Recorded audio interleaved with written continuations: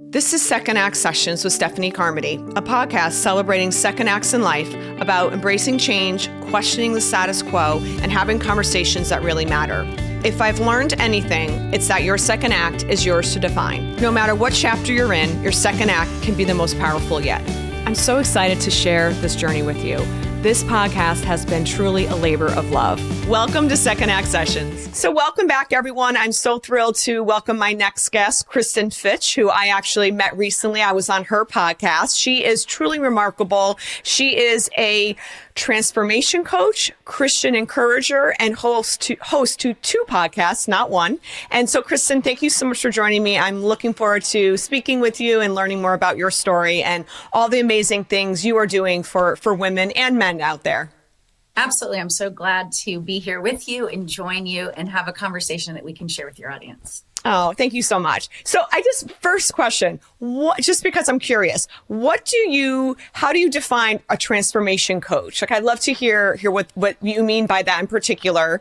And then I also love to hear sort of your journey and like how you became, obviously this amazing encourager as well as, mentor, and you're really helping so many people. So I'd love to hear your journey as well. Yeah. So a transformation coach it's basically if someone has something where they're either stuck or stagnant in their life and they just want someone to help them either, through the mentoring or through maybe tools or resources, right, that I've come across that I've found that work and help people. So it's really just working with somebody to help have a shift in your life that maybe you're struggling with to have that shift on your own. And so really it's where do you want a change in your life and you just want to get there quicker. So that's how I would define transformation coach. Okay. And then what is your journey? Then how did you begin this? Was there something in your life, an incident or a time in your life that something happened, changed, that obviously put you onto a new trajectory in your career? Or as I like to say, what was, the turning point for your second act? Yeah, absolutely. So I have a background for 20 plus years off and on working in marketing technology. So I'd say it's more on the side of kind of where marketing and technology come together. So it's more the operations and just any online tools come together. And so I've done that off and on for years. I've had a different company as well, but it was still, that's the role I still played. And so what it was is all of my career, I've always been the person who, if I had a team, they'd always come to me. I was always the mentor. I was always the one people would come to for advice. And so I always had these things. I always had an interest also in faith since before college. Like I would take my electives were religion classes and things like that. So I always had these interests, but I wasn't pursuing them as far as my career path. And so it was probably, 6 years ago, maybe 6 or 7 years ago, that I had a national or international brand that I'd created with my mom, but it was for early education space. So we did iPhone games for kids, educational games, all these things. And so but I kept finding myself wanting to be in the space that was more personal development and also from a faith lens. And so eventually what happened is I did go work for another company as a marketing technology director. I stayed there for a bit. It was good while I was there, but I just kept feeling called to go back and do more of my own work. And so that's when I decided, I've been wanting to podcast, but I had put it on pause because I went to work for someone else instead of as a consultant. And so that is when I finally said, okay, enough's enough. It had been a couple of years. I'd bought my microphone. I wasn't expecting to take that job. And so I said, okay, I'm going to start my first podcast. And the reason that I started the first one, Building a Life You Love, is because over the years, what I started to figure out was I kept doing jobs that I was very good at. I excelled at understanding technical things and systems and explaining them very easily. And I was very good with people, but it wasn't my passion, right? So kind of like the book, The Big Leap, about it wasn't my zone of genius, but I was really good at it and I was getting paid for it. And so I think I just kept feeling that soul's call to do different work. And that's when I started stepping into more of what I'm doing now. Got it. And then tell me a little bit about your faith. I know, did you grow up in a religious home? What is your background, if you don't mind me asking? Sure. What is that journey? I did. So my whole life, I came from a long line of people of faith, Christian faith. Now, I did grow up Catholic, and there's obviously people that dispute that, but I know a lot about Christianity and all the different denominations, so I gladly have a debate about somebody about that. But yeah, so I grew up Catholic and I practiced, or went to a Catholic services until probably I was about 40-ish. Okay. And then we sort of looked for other options like non-denominational and things like that. So we kind of, I'm married, but my girlfriend and I, she's married as well. We were like, we're not going to bring our whole family and try churches. So her and I kind of went on this journey to see, like, is there a church that we feel? She was also, had gone to my same church before. Okay. So that's kind of my background, was growing up Catholic, but having known a lot about Christianity. I took those classes in college. I was always somebody that off and on would read the Bible, so it was definitely a deeper knowledge of that. And then eventually, like I said, I just felt like at the time I wasn't getting what I wanted for my family where I had been going. So we tried other, non-denominational and other churches as well. And so that's more how I've aligned since then. So did you feel like, you said you weren't getting what you were hoping to receive? Was that because within the Catholic faith, you just felt something was missing or lacking, or maybe that relationship with God and Jesus wasn't there as much? Or yeah, it was more that I felt like at least the Catholic churches I'd been to, I didn't feel like their kids programs were as enriched, right? They were kind of like, I felt like it was the same as like when I went there, and that was, decades ago. So it hadn't evolved. I felt like, at least at our church, and I, from ones I saw at other churches, it hadn't evolved, and I felt like the kids were just, being handed something or then told something, and it was less interactive. And so I felt like something was missing there. So it wasn't so much the faith element. It was the way it was set up or designed. Set up, right. And that church, obviously every church is different. I think a big part of any faith journey is finding the right church, like you feel comfortable in. And it's, I unfortunately, I think there's a lot of churches out there, both Christian, Catholic, on both ends, that I think ruin it for so many people. Yes. You know what I mean? Like, unfortunately. Absolutely. But it's as long as you found something that you love. So that's great. So then, okay. So tell me then what you are doing to help others. Obviously through your podcast, I was on your Faith Fueled Woman podcast, and that was such a joy. But what are you doing then when you do mentoring or coaching or anything like that? Who are some of your clients, and what are you helping them with primarily? Or, for the most part, I would say. Yeah. So I'm mostly aligned with women 35 plus. I'd say, even more so 40 plus. I'm just over 50. And so it's mostly that. And I would say it's much like what your podcast is about, which is people that feel like they're in a transition place, or they feel like something's changed in their life. It might be that you had kids or a career, and that's changed, right? Yes. And all of a sudden something's changed. So it could be an empty nester, or it could be, like, oh, I've been in publishing the whole time, and it just doesn't, it's not going, I don't feel fulfilled by it anymore. Exactly. Right. Exactly. And so that's sort of more what I'm helping people with, or they're thinking about a lot of things, but then discerning which might be the thing to take the next step on. Right. So one woman, that I had worked with, she had a lot of things going on, and she was deciding if one of her nonprofits was going to step into this much bigger effort, but it was going to take a lot more fundraising and a lot more effort. And it was like, it was discerning through that. Like, what does that look like? What are all the next steps? Right. And then, is this really the right thing for her? Because I think sometimes we get stuck with, this is what we think it should be. And even though it might be a good idea, is that really what you want to step into? Is that the dream you want to work on for the next 5 years? Or does it feel exhausting and like too much? So sometimes I think we keep going down a path because we think that's what we're supposed to do, whether it's for someone else or for ourselves. And we don't say, maybe this isn't for me anymore. So sometimes it's helping people even just recognize that we didn't want to be honest with ourselves because we didn't want to start down another path. Yeah, you're so right. Because as I was like preparing for this interview, I'm reading about your background, your bio more extensively. And I'm like laughing. I'm like, basically what you're doing is what I'm doing. Because we're really just trying to help people navigate, their second acts. It could be even a third or fourth act, but navigating it with faith, obviously. And I think for me, it's been very, what am I trying to say? I just think it's been very interesting seeing how so many of us just got stuck in this is what you're supposed to do. Yes. Or you have the job, you keep the job. Even if you're miserable and you're almost too scared to take chances because it's unknown or because what are my friends going to think? What is society going to think? And I just feel I feel so sad for people who don't choose to make a change. So I think it's great that you and I, hopefully through our work, are really showing women that you can do it. Like, yes, it's scary, but you know what? If you want to follow your passion and what God wants for you, there's no stopping us, right? I mean, because I think that's so important. Yeah. And, I think I thought, okay, it's a lot of women in midlife that are experiencing this, which they are. Yes. But I was at a women's leadership event on Friday on the panel, and we were kind of talking about how women in leadership can be seen, how they can get out there and use their voice, right, to elevate and impact.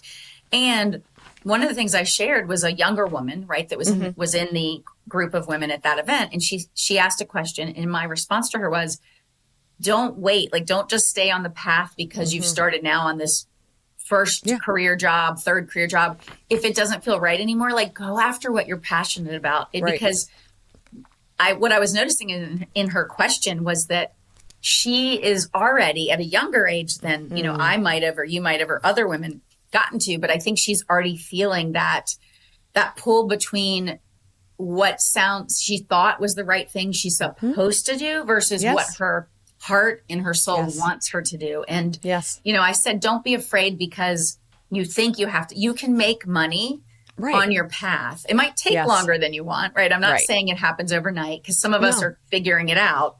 Right. But I told her or don't just go quit your job, figure it out on the side. I mean, there's a lot of ways to do it. But I would just share that sometimes it is the younger women that are trying, or men, but trying to figure it out. But I think there's a lot more of us in midlife that have realized we've known this is starting to happen, but we're not going to settle for it anymore. Right. We're going to actually be bolder. Yeah, I think so. And I think that's great. I'm seeing, and I really certainly would love to be that voice to encourage people because I didn't. I didn't leave a marriage when I should have. I stayed in a job longer than I should have, almost because I was not only scared, but it was just foreign to be, that. I don't know, my generation anyways, I just felt like it was just oh, you don't really do that. And now I'm heck no, you only live once. And I want to live life to the fullest and do things with attention and things that are purposeful and give me purpose and ultimately help others, which is why I think it's great what you're doing, because I wish I had someone like you or I when I was in my 20s or 30s, to remind me or to even share that, you don't have to do this forever, just because you have a job and you're supposed to get a job after college. If it's not what you love to do, that's okay. Find your passion. And so I think that's great that you're encouraging, women of a variety of ages and inspiring them to do that, which is great. So I wanted to know, what does living in joyful alignment with how God created us mean to you? Because I know it's something that you talk about, and I'd love to kind of get your thoughts on that and how you share that with your clients. Or women in general. I mean, obviously, one of the fruit of the Spirit is joy. Yes. Right. Peace, joy, obviously many more. But I think the first thing is I do think, and some people will just debate this, but happiness, I see defined more as more of a temporary thing that we experience. Whereas joy, we can have it anytime because of that relationship, because of the Holy Spirit in our lives. But what I say also is that the alignment piece is, the more that we actually step into who we are, who God made us to be, right? So truly who we are, not sometimes we might get pulled in a direction, but in our deepest parts of us. So what interests you? What's your passion? What's your gifts? Because what interests you is not by mistake. And I don't mean we can't because I know you've talked about this before, but we can't go and check something out. But I'm talking about your deep interests. For instance, since I was younger, I've liked Christian authors, books. Okay. Most of my friends do not read those kind of books. What I'm telling you is that's a unique thing about me. So I'm not talking about if you say, oh, I partied too much. I'm not talking about don't get me wrong. I enjoy a glass of wine. I enjoy hanging out with my girlfriends. Right. But I'm not talking about if we're going down the path of some crazy, oh, I stayed up all night every night and partied that's not what I'm talking about. When I say interest in things, I'm talking about true deep interest that God gave you. That's unique to you. And so when we bring those things together and we actually step into who God made us to be, I think, and, we have the Holy Spirit, that's where you start having joyful alignment in your life. Yes. And no matter what's happening, you feel that alignment with his joy and peace. Yeah, I couldn't agree more. Because I think a lot of times, myself included, we think we should do this and we have to go after this and I want this and I want this. And sometimes we forget, is that what God wants for you? Yeah. And I know he does put things on our heart, and if we're really passionate about it, he will make it happen. But I think a lot of times too, is we try to control so many things and outcomes and whatnot. And it's sometimes I have to remind myself, just let go and let God. Yes. Because I think when we try to control it too much, I think that's when the fear and anxiety and all of that come into play, instead of knowing that he will always provide. And if we are in constant communion with him and praying daily, I pray all day, not just once, I think you start realizing that he does provide, and that gives you that sense of peace. And I think that in turn gives you that joy, because you can find joy even if you're not where you want to be. Right. You can find joy in the little things, like being with family or friends or enjoying your home. Like there's so many things to be joyful for and be grateful for. And I think that only comes when you have that relationship. Absolutely. And like you said, it doesn't mean that there's never going to be loss or hardship or anything else. But even in those times, God is bringing forth good things. He's bringing forth joyful moments, or someone to like walk up beside you. Like, in other words, but we have to be aware of it. We have to notice it, because I mean, even when I've interviewed widows and different, people that walk through different things, they said, it was the hardest season. But like when they looked back on it, they're like, all these people, like they came to me and they provided different things to me, or they gave me the right book I needed to help me with a different perspective shift. Like he is giving us good things even as we walk through hard things. And so I think sometimes it's when we walk through a loss or a divorce or a diagnosis, we forget that in the midst of it sometimes, but it's there. God is there with us, and he's bringing forth things that are there to help us. Always. So then when you mentioned like help and whatnot, did you come across any, like when you kind of stepped into this, I guess, new path for yourself, did you come across any obstacles or anything of that nature as you were, I guess, building this new, did you have any, when I say obstacles, did you have any doubts? Did you have any fear? What did you, I guess, not deal with, but did you have any struggles in that respect? Absolutely. I mean, I think most of us are still walking through struggles or obstacles, so they don't go away, right? No. They might come less or be different. But I think it's everything from when I first started the first podcast, it's not a faith-based podcast, although I do talk about faith on it. Right. But the second one I started 6 or 8 months after that was faith-based, because I felt like God was calling me to talk about faith more openly than it be this compartmentalized. I don't think it's compartmentalized in our lives. What I mean is, I always had worked way before that for companies or corporate where you didn't just talk about your faith all the time. No, same. And so I started the second one. But when you have to, it also means my effort is getting splintered, right? I have more things to work on. And so, of course, I think all of us question not the ability to do it, but are my metrics not growing fast enough, or comparing myself to people that are, that started 10 years ago and have 90 million downloads. And, so I think the first was, it's hard not to compare. Yes. It's hard not to want outcomes to be faster or bigger. And so I have to remind myself, so I still get those like, oh gosh, or instead of like, wow, look how much over these last couple of years how many people it has impacted, how many countries people have come from that have listened. So I have to remember that my job is not the outcome. My job is to just be consistent and faithfully do the work. Yes. And God will bless you. But it's hard. And it's hard because it's kind of like that whole concept of when you get a new car, you see everybody with the same car. Well, when we're in the spaces we're in, we might see a lot of this content of people in our same spaces or categories or industries. So once again, we're going to be like, oh my gosh, how am I comparing to this person? Or how am I comparing to that person? Instead of, I'm here to do my own. I mean, not that we don't partner together, but I'm here to like run my own race, and I shouldn't stay be in your about lane. Other people's races. Yes. And so, I think those kind of obstacles, I think also as soon as I don't hit something, or if financially things aren't where I want them to be as quick as I want them to be, then myself or someone in my life might say, oh, well, maybe you should just go get a corporate job again and make more money, quick, like guaranteed money, not having to work for that money. And so those messages still, or I'm like, oh, maybe I should add this too over here. And it's not that that's bad. We all have to, make sure we can pay the bills.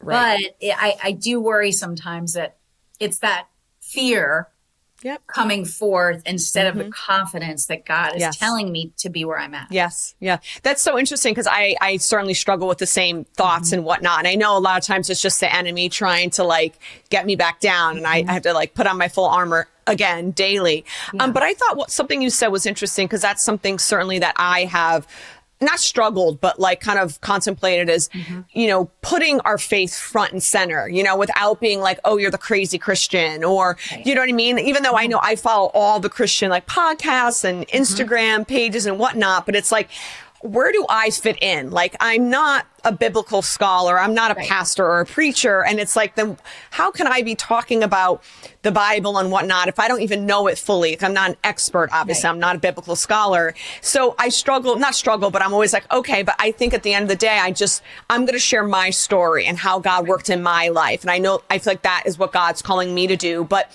did you struggle with like how much faith to talk about or, do you know what I'm saying? Like, was that something that was a struggle for you initially? Yeah. And I wouldn't say it isn't anymore. I mean, obviously on my podcast, Faith Filled Woman, it's easier because it's under Christianity. So it's like, although even there, sometimes I think, gosh, maybe I can scale that back. And I know that sounds funny, but I only say that because I do listen to some of the other podcasts under Christianity, like Dream Big, Bob Goss. And while they talk about faith, it's not always as deep about faith. Yes. And I like that. But at the same time, I don't want to be like, I'm filtering the conversation that we don't talk about whatever my guest and I want to talk about. And so I just have to know that God is going to help us lead and guide that conversation and it be what it should be. But even on my other podcasts, because I also have some other ones that are just like little beta ones, I still talk about faith, but to your point, it's not that I don't so much worry like, oh, I'm not a scholar, because usually what happens for me is like, okay, something hit me that someone said, I read a devotional or it was a pastor I follow and it clicked with me. And so what I'll do is I'll write that down and then I might say, oh, and I like this scripture because it aligns with the message. And so while we're not pastors and we're not writing sermons, it is a little bit like crafting a devotional or a sermon if it's a solo episode of mine. Yes. So it's kind of like what hit my heart, what did God put in front of me that spoke to me? And then I'm going to share that from my own perspective, right? I'm not coming on and trying to say like, oh, I know everything. I'm the expert. But this is what spoke to me. And these different people that are also faith, some of them might be much more studied in their faith. Like this hit me and this is why, and I thought you might enjoy it. And then of course I have guests on, but so I think it's that we have to have confidence that God told me to go and talk about faith with people. And so I'm trying to be loyal in doing it, even though I do have a hard time with on my, cause I have my main channels that's just under my name, not necessarily the brand only. Right. And so I do struggle with like, how much am I going to share on there of just the faith stuff? But I think it's because I'm like, not everybody signed up over there, right? Or follows me as a friend because of that. And so, while I don't want to discount that, I think I do let myself sometimes think about that when maybe I shouldn't. I should just put up there what I want to put up there. Yep. No, I think that's the other thing. I think I'm always overthinking, and I've learned to kind of shut that part of my brain off because, and the other point is you're overthinking and I do compare myself a lot. And I'm like, you need to stop. Like even when I had my own wedding event planning business, you had all these other wedding planners. I was like, no, I kind of put blinders on. So I'm staying in my lane. What I do is different from anyone else. I stand apart and I'm going to let God bless it. And that's how I feel with my podcast. And obviously with your journey too, I feel like we just have to stay the course, do what he wants us to do, and he'll bless it ultimately, in his time, of course, right? That's right. Yeah. So then I wanted to learn more about your Reignite Your Passion 5-day Jumpstart guide. Can you share a little bit about that, and how that affects some of the people that you work with? Yeah, so that's one of the free resources or workbooks I have on my website. So anybody can go and grab that.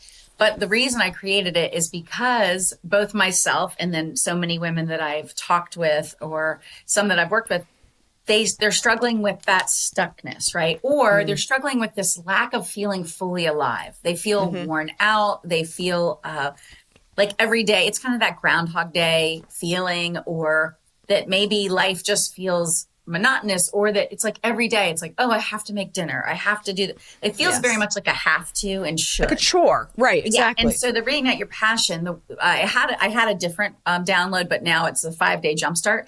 So it's really like 5 little things that you can do, or shifts that you can have, things you can start thinking about that will help you to start igniting that spark within you, right? So it's just little exercises, little shifts that you can make that will start saying to yourself, like, I'm giving myself permission to spend a little time on me that will help me then, live intentionally for who I want to be and what I want in my future. Okay. Got it. And that's free, you're saying, to anyone? Yeah. Wow. That's amazing. So then when you have people come to you for help and for work, how long are you working with them for? Is it like, do you have the courses? Or is it a one-off sort of session, or how does it work with some of your clients? Yeah. And so some of this is newer, some of the programs that I have. So I have both. You can do anything from a 1-hour session, like a clarity or an unstuck session. And then you can also do I have some 4-week things. Like this is a very specific one, but I do podcast like visibility coaching. So that's more for people that are trying to do either what we're doing, or for people that don't want to start a podcast, but they want to get their message out there. So I have other ones that are specific to helping a type of person, meaning they may not be stuck in a personal thing, but in their business, they just don't know how to make it work. So I even have a free guide I just did because I did it for the event on Friday. Okay. But it's a visibility guide for leaders, and it was really designed for women leaders. But so I have different types of coaching that you can do with me. So I have 4 weeks for that. And then sometimes I do 6 weeks. And then I do have a group program that I've worked on, but it's in beta right now. So it's not one that I'm currently, it's not currently opened. But that is one that I've been testing, is a 6-week group program. Okay. And then tell me a little bit about, because I know you talk about wellness too. So when you mention weaving and wellness, what are you, can you explain a little bit about that? Sure. Is it more like holistic in nature, or what type of wellness are you so it's more holistic, alternative, and it's really, I mean, you could even say a bit biblical, because, what I've learned, first of all, I was always somebody interested in more natural health things. So, I mean, probably 15, 20 years ago, right? I had cleaning products that were natural. I mean, I'll buy them, but I'll also make them, stuff like that. So it's always been some extent. I've never used fabric softener in my, that kind of thing. So I was always in that direction. But over the years, I've just continued to learn so much more that, my husband will say he has a headache, and I'm like, no, don't take the ibuprofen, take the white willow. That's the derivative that they made aspirin from. Like, you know what I mean? So it's like, I'm like, try. I don't mean there's no reason. Of course, if it's emergency, then our medical system's amazing, right? If you need to have surgery, you need to have something done. But if it's just to try to make yourself healthier, then we have everything available to us. And so, I talk to people, everything from, it's the small shifts we make daily. And a lot of people still today they're shocked when they say, like, I don't sleep well, I feel tired. Literally going out and getting morning sunlight helps reset your circadian rhythm. Exactly. So it's those little things, the movement, right? The moving your body, this is newer for me, but the fascia, so basically that if we don't do that, we get tighter, or, we have more issues. So it's starting with those small resets. They're normally free, and we can get educated on easily. So I just talk to people about that. And then also, I think a big issue I see for people is they're not their own health advocates. They let someone in their life, like a doctor or a medical practitioner, tell them what to do. But your job is not for someone to tell you what to do. Your job is to, if you have an issue and you want to go see someone, you can ask for their advice. But if you don't like what they have to say, or they don't give you enough information, it's your job to go get educated, to learn about what's going on with you, and then look at multiple people's, recommendations. Yes. And so I think a lot of us grew up thinking like, oh, you just do what the doctor says. Yes. But that's not how it's supposed to be. God actually designed us to heal. He designed us to know about our bodies, right? Yes. And how we work with nature. And so that's what I try to help people with in their wellness, because it's all tied together, right? Mind, body, spirit. Mind, body, spirit. And the funny thing I'm finding, and I'm very much aligned with you. Like my mother never let us get the flu vaccine growing up. Like we never really ate junk or soda, or even like little things growing up. We were never allowed to have junky cereal. So, but it stayed with me throughout my whole life. So my whole family, organic, toxin free, non-GMO, no corn, dairy, wheat, gluten. Like we're very clean. And then you see, like, even with my sister and my nieces, like feeding them very healthy, and all the other kids eating goldfish. And people don't understand to this day still how bad our food system is and how that affects your health. And so I think it's great that you're helping. It's maybe they may or may not listen, but I think there's an education involved to at least get people thinking differently. Don't go right to your doctor initially. Look at what you're doing. What are you eating? What are you drinking? Are you sleeping? It's like all those simple things that you said they don't cost anything to just think a little bit differently and not have your first resort be go to a doctor or take a pill. You know what I mean? Well, and I would just add this, because it might benefit some of your listeners. We also, when I said mind, body, spirit, like we forget that our thoughts and what we think impacts, right? So our thoughts, if they're negative or harsh or we're judgmental of ourselves, they turn on or off, right? Our genes. That's what epigenetics is.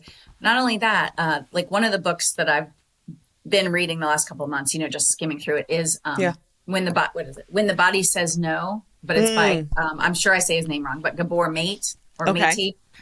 But he basically explains that 80% of chronic illness diagnoses happen in women because women typically are they're more traditionally like the caregivers. They're the person that's caring for the sick parent or might be, helping with the kids, whatever it is, but we suppress or repress feelings, emotions, and desires. And this is why they also, in that book, explains, like, if you have that people that have certain personality types, they are more likely to have heart disease. People with other personality types, like repressing, suppressing, not expressing anger and different things, sadness, they're more likely. That is a personality type that tends to be more likely to have some of the cancers. And that doesn't mean you're going to get it. My point is we have to actually realize what we think and what we, if we don't become honest with ourselves and like speak up for ourselves, it's actually harming us physically too. And I think a lot of us have never been taught that. No, we haven't. At least my generation hasn't. And I try to impart the younger generations because that's what I did. I held it all in.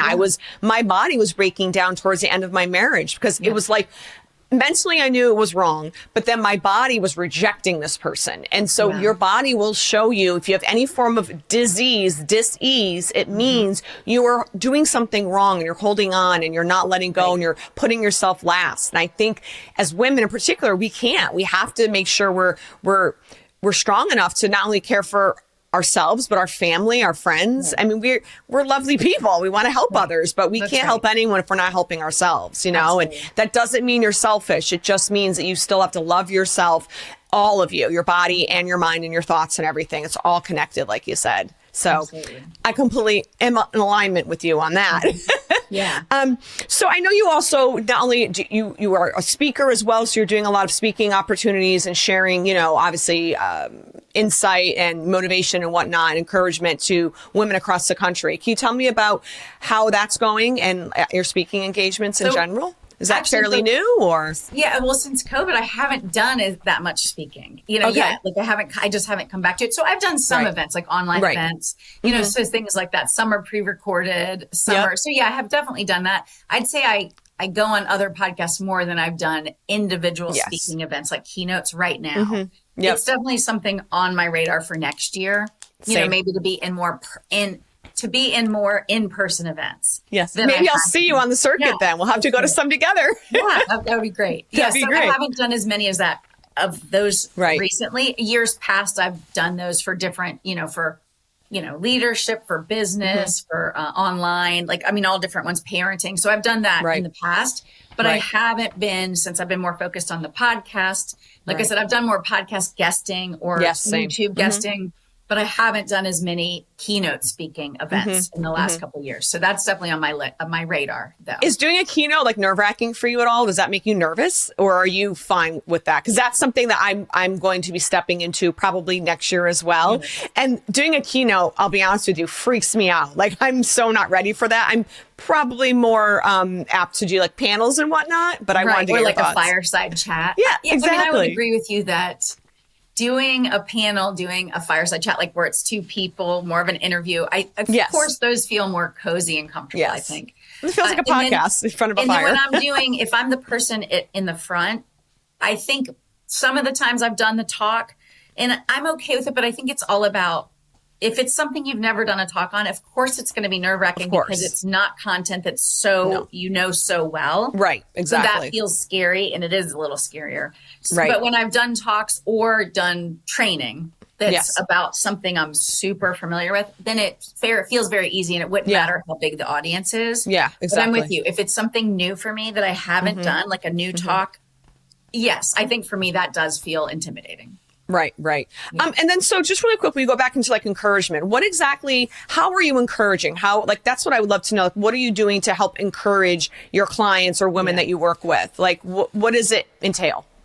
Yeah, well, I think the reason many years ago that I started saying I was an encourager was because, like I said earlier, and no matter what roles I've had, I've always been sort of the person that people would come to for advice. They'd come to and want me to listen. It's always a good listener. So I already had those qualities, but what I realized was I was also the encourager typically. You know, I mean, I guess you can't always in every situation be the encourager, but I was always the one that would always see, I would see beyond what the surface was, what people would just say. For instance, if one of my girlfriends was struggling in her marriage, and by struggling, I don't mean like, of course, I've had other girlfriends that are struggling and who knows what direction it's going to go kind of a thing. But people that are struggling in their marriage and they're wanting to still be in their marriage, but they're just having a moment or a rough patch.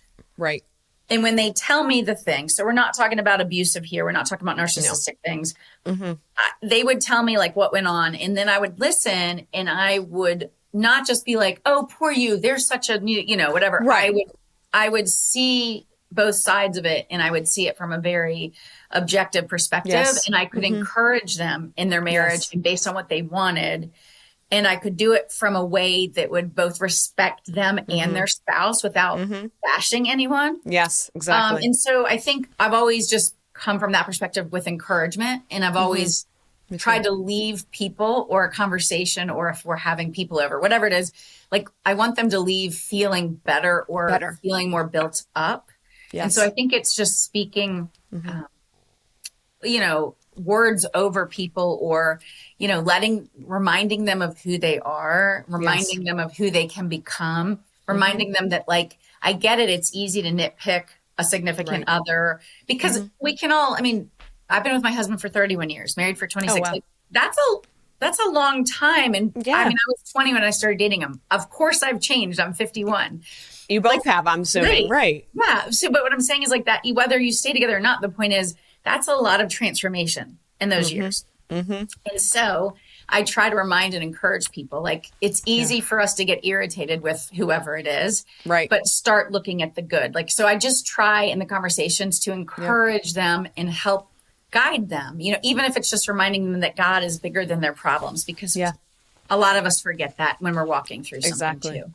So I have one other question about that. Yeah. Do you have clients that come to you that aren't faith-based and don't want to hear about God or anything like that? Or are you thinking there's a lot of people that come to you? Because I would love to know how you deal with that if they're not really open to hearing that, or if you come across that. Yes. No. So I definitely can, but can work with clients that don't align with my faith. Unless they were coming and it was something extreme. You know what I mean? Right. Because some people they're not asking for the faith perspective or lens, and that's fine. And that's fine. Okay. Meaning like they're coming with something they want to work on. So it doesn't have to, it doesn't have to come from a place of a faith, like a faith lens. Because at the end of the day, they're going through a transition, or they want a transformation. Right. And so that's how I want to help them. If they want it to be with that faith lens, that's okay. It's funny. This woman I was, working with, I wasn't working with her as a client, but I was doing some beta testing with her, so I was doing calls with her, but it was just kind of testing something out. Okay. And when we were walking through something I was working on, and I was grappling with, is it going to be like a Christian, like forward Christian women? Right. And she was a Christian, but she said, here's the thing, much like someone else that we follow that's Jewish, not Christian. And she said, like a podcast, she said, here's the thing, that can be your lens, and the framework can have Christian, like scripture in it a little bit. It can, because that's more of a sprinkle, right? It wasn't like my whole framework. Right. And she said, but you're just going to tell your audience. So if some people come in that are Jewish, or they're right now, they're not sure how they believe about, their faith, then you just tell them, you're taking what works for you in my framework, in my coaching. And if that doesn't align for you, we don't need to be offended by it. This is Kristin's framework. I mean, not Christianity's not mine, but I mean, that's who I'm coming to you as who I am. Yes. Mm-hmm. And so none of us need to get offended. Like I said, there's a woman that I enjoy her podcast, and she's Jewish. I like learning from her, and I like her different perspective. Right. And so I think it's the same. So that's sort of how I see it. The last thing I'll say about that, because I do think this is important. I have friends that they're not sure how they feel about their faith, and I don't try to force faith, on people or anything, but I will tell you, a year will pass, couple years, and then an opportunity comes where I didn't push it. And one of my friends, it just happens to be that we're just by ourselves on the walk instead of like a whole group of us. Right. And like faith will come up, and we'll have had this whole conversation about faith and why she's struggling with her faith. And so what I see as, I'm there to be in any room or any conversation. Yes. My job is not to convert somebody to Christianity. My job is to be the image bearer in the best way we can be of Christ. And be the light. Be the light. Let them see the light. When they're ready, and when they want to have a conversation, and I don't mean I won't talk about my faith, but I'm not trying to push it on anybody. You're not trying to exactly. So, but then guess what? Then they're like, how are you still calm, even though the world's a big mess? And how are you still, and they'll ask me because of how I'm acting. Yes. Don't mean I don't ever act poorly, right? Like, I mean, but you know what I mean? We're not perfect. We're human, and we're going to make mistakes, that's okay, Yes. Wow, that's interesting. Okay, great. So that I wanted to make sure all of my listeners know where to find you. So what's your website and all your information? Where can they find your podcasts and learn if they wanted to work with you as well? Yeah. So the best place is KristinFitch.com. And so from there, you can get my free workbooks. I mean, I have one for health. I have one for the passion, different ones. And then from there, you can also get to my podcasts. And then I also have a work with me page. And so from there, you can book some of the coaching sessions. But I would also say, if you get any of my workbooks, you'll be added to my community and my newsletter. And from there, sometimes I do share unique coaching opportunities, or specials that I might be running. And so if you're on there, you'll get encouragement. I have a weekly one, and then I have, now I'm doing a Faith Friday newsletter as well. So that one is just now going to just my Christian audience, like that is identified that way, not just as, so it's a smaller segment, but so I'm sending those out as well for people that aligns with too. I love it. Great. And your podcast is on Apple, Spotify. Yeah, it's on all of the different major platforms. Yes. I'll make sure I link everything in the show notes and whatnot. But I think it's great, Kristin, what you're doing. I love that we connected, because what we're doing is so similar, and we're really just trying to help others. And I can't thank you enough for not only having me on your podcast. I'm glad you got to join me today. Is there anything else you'd love to just leave with my listeners as far as any words of advice if anyone is struggling right now, whether it's trying to figure out what to do next, whether it's a new chapter in their life or second act, what is something you would recommend or tell my listeners? I think what I would want to leave them with is, first of all, no matter what you're walking through, or if your future feels uncertain, be reminded that there is hope in the future, and the future is bright for you, even if today it doesn't feel that way. I would say just 3 quick things. One is, find a community of people that can encourage you and lift you up. That can be online. It does not have to be in person. Start with encouraging podcasts, books, things that lift you up. But then I'd say, get to know yourself. So I tell people, date yourself. Yes. And I know that sounds funny, but for instance, I have eaten dinner by myself. I have gone to conferences across the country by myself. Like, I go shopping by myself, and I have lots of friends. I have a husband. I do it because I've learned that you can sometimes be swayed when you're with other people. And sometimes I need to quietly in my mind know what I wanted, or how would I be it by myself, not always having someone else. A girlfriend of mine just this weekend said, I've never stayed in a hotel room, but one time in my whole life by myself. And I'm not knocking that. A lot of people have it, but she was then, one night was by herself this weekend at a college football game. But the point is we have to stretch ourselves, and you learn a lot about yourself when you do that. And then the third thing I would just say is you have to be willing to be vulnerable and put yourself out there. You have to experience new things. Yes. Try new things, have a growth mindset, because when we actually do hard things, when we do new things, that's that's when what is it? Neuroplasticity of our brains. Like we grow, we stretch, and actually makes you really fulfilled. Yes, and so it does. It's when we get stuck in our same patterns that we can start feeling stagnated. And I think, just do one little thing. And then I think the last thing is just, if you feel really down right now, or you feel lonely, you just feel stuck, like so do other people. So be the person willing to like extend the invitation or strike up the conversation in the grocery store. I don't mean they're going to become your best friend, but like, if you feel lonely, smile at someone else and just say hello. It lifts you up more than you'll know. And I think sometimes when we feel down, we do the opposite. We kind of run away from people. Yeah. We actually, if we would do more of that, we would start feeling better over time. Yep. So that's the other thing I'd probably tell people. I agree with that. That's something like a lot of things I talk about is like, you really need to get to know yourself and love yourself. Not in a, I'm, a narcissist myself, but almost in a, I'm a child of God and I was made perfectly whole and I was made in his image. And so, be kind to yourself and love yourself and say yes. I just say yes to more things, and just keep going. So I agree with you, Kristin. So thank you so much. Again, everyone, thank you so much for listening. I'll make sure all of Kristin's information is linked, and everyone have a great day and God bless. Thank you so much. And that wraps up season 1 of Second Act Sessions. I can't thank you enough for all the love, support, and encouragement you've given me this past year. Launching this podcast has stretched me, grown me, and blessed me in ways I truly never expected. Also, having so many incredible guests share their stories has truly been one of the greatest gifts of my second act. We're going to take a short hiatus as I prepare for season 2, which is coming in early 2026. I'm already so excited for what's ahead. There's going to be new stories, deeper conversations, and even more engagement for your second act. In the meantime, be sure to stay connected with me on Instagram, TikTok, and YouTube.